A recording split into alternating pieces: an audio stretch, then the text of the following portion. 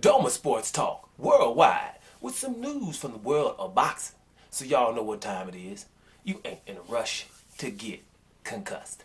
Now we got a little news, a little Canelo news, right? Pretty good, man. Canelo Alvarez news. Reports are coming out that Canelo Alvarez might be dishing that Makabu fight to the curb. Pushing it to the curb and might fight Jermall Charlo. Right? Makabu, it was a cruiserweight fight, but we know he's one of the lesser cruiserweights, and Canelo got a lot of feedback, or backlash, put it like that, or negative feedback from that, right? Now, Canelo not going to listen to everybody. You don't have to, because most of the narrative goes his way regardless. But he's going to listen to people like Ted Atlas and Floyd Mayweather.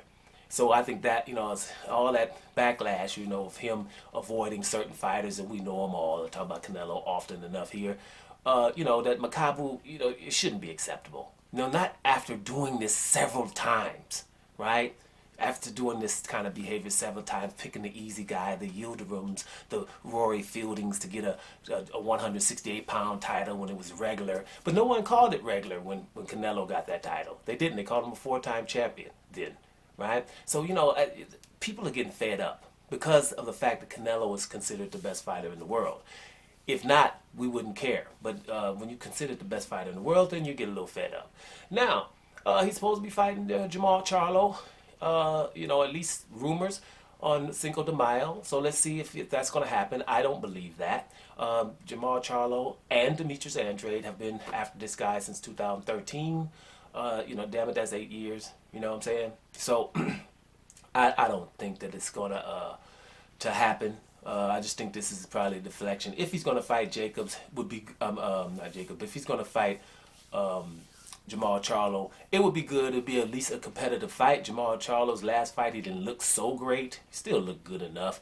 He didn't look so great, but Canelo's not going to get props for fighting Charlo. He's just going to be like, yeah, you should, like all other fighters, because we have a franchise belt in the world of boxing that has really confused a lot of people, and the reason that they did it was a devious reason, and that was because so Canelo doesn't have to fight his mandatory in Charlo, who had 3 interim / eliminator fights.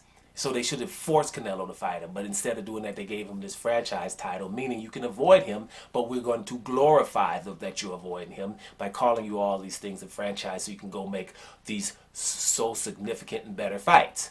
And since Canelo not fighting Jermall Charlo then is any fight, been bigger than Canelo versus Jermall Charlo. Not one, across the board. Jermall Charlo and Canelo fills up any stadium in Texas and we know it. So that's why, whatever, if he is, then it's about damn time. And no props and, ooh, this is a good move from Canelo. The hell with that. He should have did it a long time ago and the media should have made him do it a long time ago. I can't roll like that. That's just, I'm not doing that. Right? Yeah, you're a fighter. You want to fight the damn it the best. It's about time. So, that's how I feel about that. Now, let's revisit Canelo and Jacobs too, right? We all just say Canelo beat Jacobs like it was nothing. Now, I went back and judged the fight round for round, and at the end I had Jacobs 117-116 winning. I encourage everybody to go and watch the Canelo versus Jacobs fight one round at a time and score the round. And not try to watch it in one day. Come back another day and watch one round at a time and see what you come up with.